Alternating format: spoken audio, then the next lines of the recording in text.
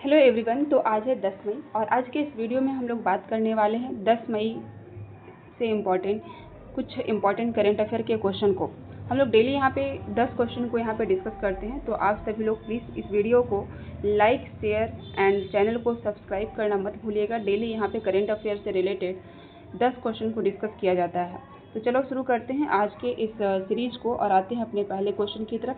तो हमारे जो स्लाइड पे दिख रहा है पहला क्वेश्चन, इसमें आपसे पूछा जा रहा है कि हाल ही में रोमन कैथोलिक्स के 267 नंबर के पोप नियुक्त किए गए हैं। आपको बताना है इनका नाम क्या है, तो वो हो जाएंगे रॉबर्ट प्रीवोस्ट। क्या नाम है? रॉबर्ट प्रीवोस्ट जो है इनका नाम है।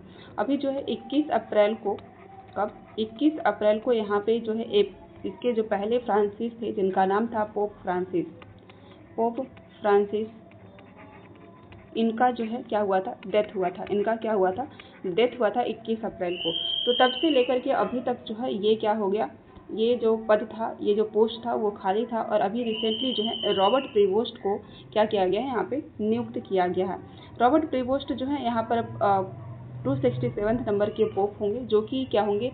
अमेरिकी पोप होंगे और इनको पोप लियो 14 के नाम से भी जाना जाएगा। ठीक है, तो इतना यहाँ से याद रखिएगा और आगे बढ़ते हैं। देखिए जो पोप नियुक्त किए गए उनका नाम क्या है? Robert Francis Prevost. ये इनकी जो एज हो रही है 69 ईयर्स की एज है और ये कौन से नंबर के? 267 नंबर के। इनको लियो 14 के नाम से भी जाना जाएगा। तो अब बढ़ते हैं आगे। भारत के किस एयर डिफेंस मिसाइल सिस्टम को भारतीय वायुसेना का सुदर्शन चक्र के नाम से भी जाना जा रहा है? तो वो जो है आपका डिफेंस सिस्टम वो है S-400 मिसाइल। क्या है? S-400 missile. आपको पता होगा 2018 में जो है रसिया और यहाँ पे 2018 में रूस और भारत के बीच में क्या हुआ था? एक समझौता यानी कि एक डील साइन हुई थी रूस और भारत के बीच में। किसको लेकर के? तो S-400 मिसाइल को लेकर के। और इसमें बोला गया था कि भारत जो है रसिया से 5 मिसाइल को यहाँ पर क्या करेगा? खरीदेगा। अभी तक जो है यहाँ पे 3 मिसाइल जो है भारत में क्या हुआ है? आ चुका है और चौथा और पांचवा मिसाइल जो है 2026 तक आने की क्या है? पूरी संभावना है। ये जो मिसाइल है ये सतह से हवा में मार करने वाली यानी कि अर्थ टू एयर में जो है, सरफेस टू एयर जो है ये क्या है? मार करने वाली एयर डिफेंस सिस्टम है। ये मिसाइल जो है इसकी जो रेंज है वो है 400 किलोमीटर, 40 किलोमीटर से लेकर के 400 किलोमीटर इसकी जो है रेंज है। यह एक जो है लड़ाकू विमान, बैलिस्टिक मिसाइल और ड्रोन को आसानी से क्या कर सकता है? ध्वस्त कर सकता है। भारत ने इसको किससे खरीदा है? रसिया से। और इसको अभी जो है क्या कहा जा रहा है? भारतीय वायुसेना का क्या कहा जा रहा है? सुदर्शन चक्र कहा जा रहा है। ठीक है, अभी जो भारत और पाकिस्तान के बीच में जो टेंशन हो रहे हैं उसमें जो है इसने अपना क्या किया है? रोल निभाया है। ठीक है, चलो आगे बढ़ते हैं और आते हैं अगले क्वेश्चन की तरफ। क्वेश्चन में आपसे पूछा जा रहा है कि हाल ही में भारत के किस शहर को भिक्षु मुक्त यानी कि बैगर फ्री सिटी जो है किस शहर को घोषित किया गया है? तो वो शहर है आपका इंदौर। कौन सा? इंदौर जो है स्वच्छता के मामले में अगर देखें तो इंदौर जो है ये कौन से स्थान पर रहा है? ये शीर्ष स्थान पर रहा है। वहीं पर अभी जो है बैगर फ्री सिटी अगर पूछा जाए कि कौन सा शहर बन चुका है तो वो हो जाएगा आपका इंदौर। क्या हो जाएगा? Beggar free city.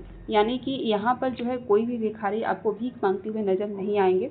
और ये इसके लिए जो है अभियान 2024 से चलाया जा रहा था और अब जा कर के इसको क्या किया गया है?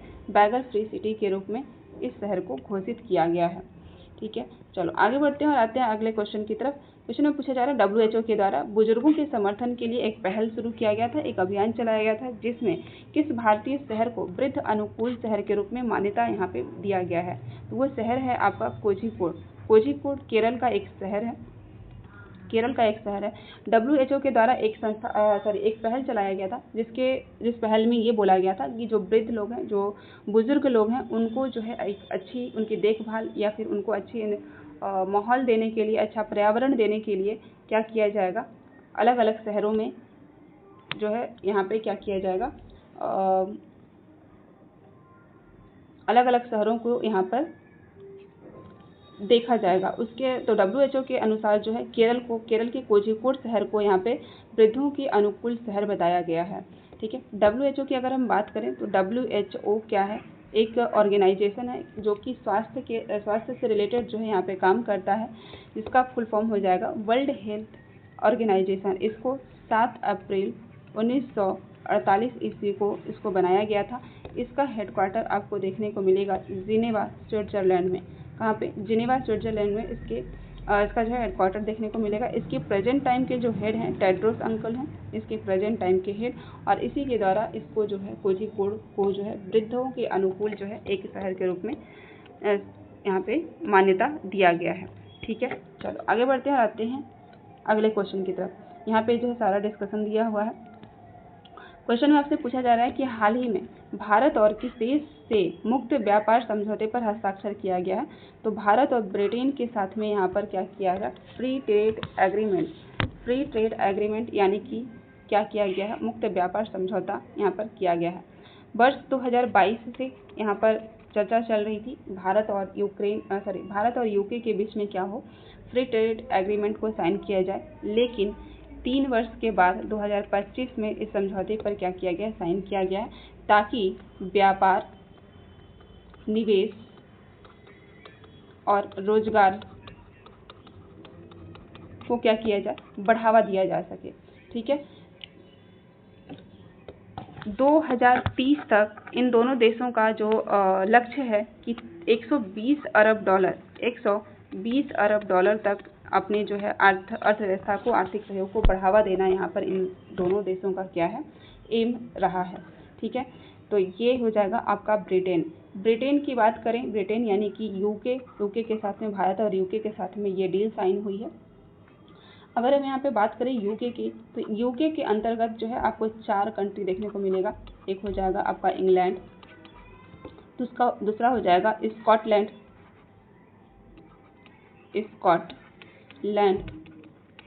और हो जाएगा उसके बाद वेल्स,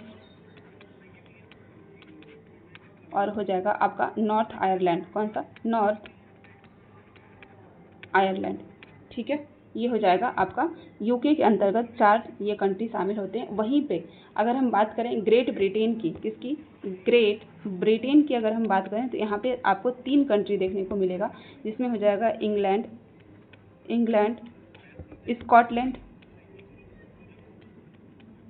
स्कॉटलैंड और वेल्स। ग्रेट ब्रिटेन में जो है नॉर्थ आयरलैंड नहीं होगा। अगर नॉर्थ आयरलैंड साथ में होगा तो वो हो जाएगा आपका यूके, और ग्रेट ब्रिटेन की बात करेंगे तो नॉर्थ आयरलैंड को हटा देंगे तो हो जाएगा आपका ग्रेट ब्रिटेन। ठीक है, चलो आगे बढ़ते हैं और आते हैं अगले क्वेश्चन की तरफ। क्वेश्चन में आपसे पूछा जा रहा है कि ये भी चर्चा में रहा भाखड़ा नांगल परियोजना जो है, इसको किस नदी पर स्थित किया गया है? ये किस नदी पर बना हुआ है? तो चर्चा में था अभी ये जो है आपको किस नदी पर देखने को मिलेगा? तो ये आपको सतलज नदी के ऊपर देखने को मिलेगा। सतलज नदी का जो उद्गम है ये कहाँ से है? राकसताल झील से इसका उद्गम है। राकसताल झील से इसका क्या होता है? उद्गम होता है, यानी कि ये इसका जो है मुहाना है। अगर हम बात करें सतलज नदी की, तो ये जो है भारत में प्रवेश कहाँ से करता है? तो हिमाचल प्रदेश में है आपका सिरकिला दर्रा, यहीं से ये जो है भारत में क्या करता है? प्रवेश करती है सतलज नदी, और इसी सतलज नदी पर भाखड़ा नांगल परियोजना को बनाया गया है। भाखड़ा नांगल परियोजना, जहाँ पे भाखड़ा जो है आपको देखने को मिलेगा, कहाँ पे? भाखड़ा जो मिलेगा वो पंजाब में देखने को मिलेगा, और नांगल आपको जो है हिमाचल प्रदेश में देखने को मिलेगा। ठीक है, अभी जो है पंजाब और हरियाणा के बीच में इसको लेकर के इस परियोजना के द्वारा जो पानी को लेकर के जो विवाद खड़ा हुआ, उसके कारण से ये जो परियोजना है आपको चर्चा में देखने को मिला। यहाँ पर जो है हरियाणा ने जो है अतिरिक्त इसका जो पानी है ये हरियाणा और पंजाब के बीच में, हरियाणा, पंजाब और राजस्थान के बीच में इक्वली डिवाइडेड है, लेकिन यहाँ पर अभी जो है हरियाणा के द्वारा अतिरिक्त पानी की मांग की गई, यहाँ पे मांग की गई, जिसको पंजाब ने क्या किया? अस्वीकार कर दिया, और इसी को लेकर के यहाँ पे विवाद खड़ा हुआ, और इसी के कारण से ये परियोजना जो है यहाँ पर क्या हो रहा है? चर्चा में आपको देखने को मिल रहा है। ठीक है, चलो आगे बढ़ते हैं, आते हैं अगले क्वेश्चन की तरफ। देखो, भाखड़ा ब्यास प्रबंधन बोर्ड के द्वारा जो है हरियाणा को अतिरिक्त 450 क्यूबिक से पानी छोड़ने के फैसले का विरोध किया गया। हरियाणा ने भाखड़ा नांगल परियोजना से इतने क्यूसेक पानी की मांग की है जो उसके वर्तमान आवंटन से क्या है इतना अधिक है। पंजाब ने इसको इनकार कर दिया है, जिससे भाखड़ा ब्यास प्रबंधन बोर्ड BBM को हस्तक्षेप यहाँ पे करना पड़ा है। ठीक है, क्योंकि इसी के पास जो है इस परियोजना के जो पानी है उसके प्रबंधन का जो दायित्व दिया गया है वो भाखड़ा ब्यास मैनेजमेंट बोर्ड को ही दिया गया, इसलिए ये जो है यहाँ पे हस्तक्षेप कर रहा है। नेक्स्ट क्वेश्चन की तरफ बढ़ते हैं और आते हैं अगले क्वेश्चन की तरफ। तो क्वेश्चन में आपसे पूछा जा रहा है कि अभी रिसेंटली जो है आतंकवाद रोधी अभियान ऑपरेशन संकल्प चलाया गया भारत के किस राज्य में, तो वो है छत्तीसगढ़ में। अभी भारत और पाकिस्तान के बीच में जो टेंशन चल रहा है उसमें जो है आतंकवादियों को ख़त्म करने के लिए ऑपरेशन सिंदूर का यहाँ पे चलाया गया। वहीं पर अगर भारत में बात करें तो भारत में नक्सलियों को ख़त्म करने के लिए, आतंकवाद को ख़त्म करने के लिए छत्तीसगढ़ में जो है ऑपरेशन संकल्प चलाया जा रहा है।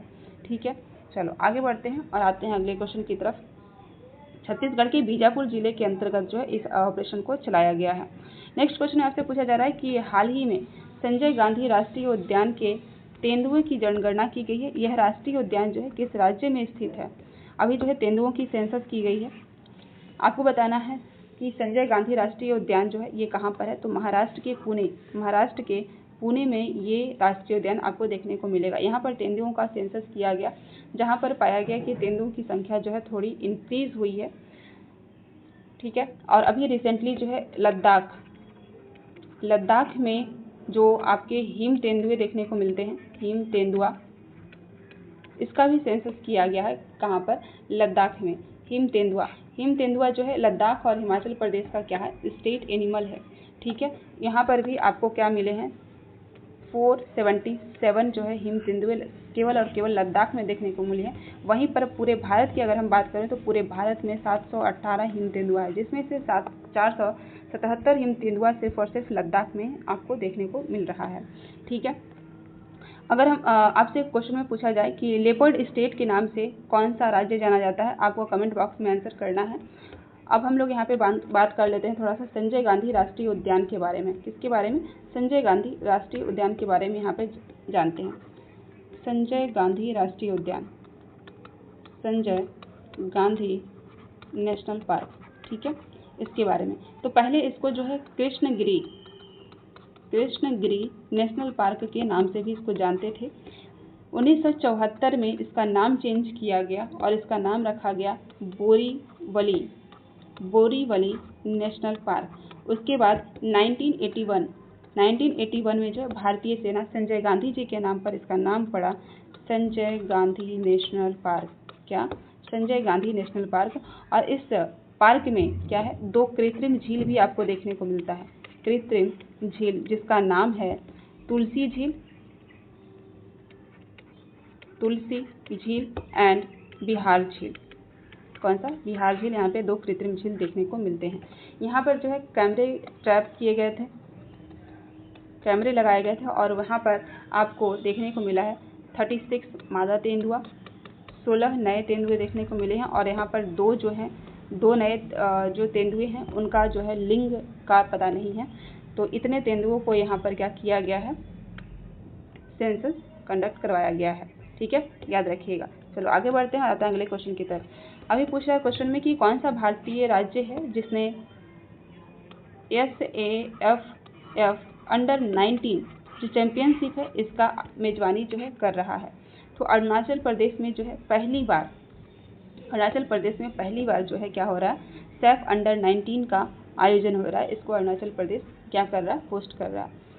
सैफ अंडर 19 यानी कि साउथ एशियन फुटबॉल फेडरेशन, ये आपका इसका जो है 9 से 18 मई के बीच में इसका आयोजन 2025 में हो रहा है, जिसको होस्ट कौन कर रहा है, अरुणाचल प्रदेश कर रहा है। तो आज के इस वीडियो में यहीं तक, और अब मिलते हैं हम लोग नेक्स्ट वीडियो में। तब तक के लिए थैंक यू सो मच।